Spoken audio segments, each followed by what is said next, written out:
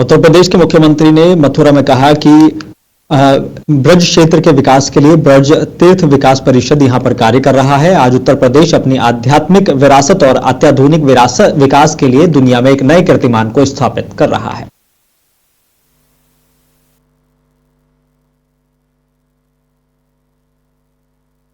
एक double engine की सरकार प्रधानमंत्री मोदी जी के मार्गदर्शन और नेतृत्व में इस पूरे अभियान के साथ पूरी प्रतिबद्धता के साथ लग करके अपनी आध्यात्मिक विरासत के संरक्षण के लिए और श्रद्धालु जनों की सुविधा के लिए अत्याधुनिक विकास के लिए प्रतिबद्ध है।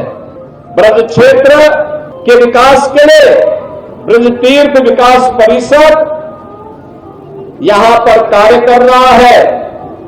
सभी माननीय हमारे जनप्रतिनिधिगण मार्गदर्शन दे रहे हैं और कृष्ण कन्हैया की कृपा जो है यह क्षेत्र विकास के नित नए प्रतिमान को स्थापित कर रहा है।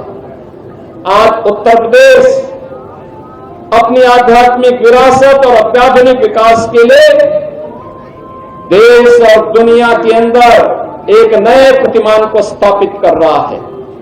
और आज ही मेरा सौभाग्य है कि जन्माष्टमी के अवसर पर मुझे स्वयं कान्हा की इस पावन जन्मस्थली पर आने का सौभाग्य प्राप्त हुआ है। आप सभी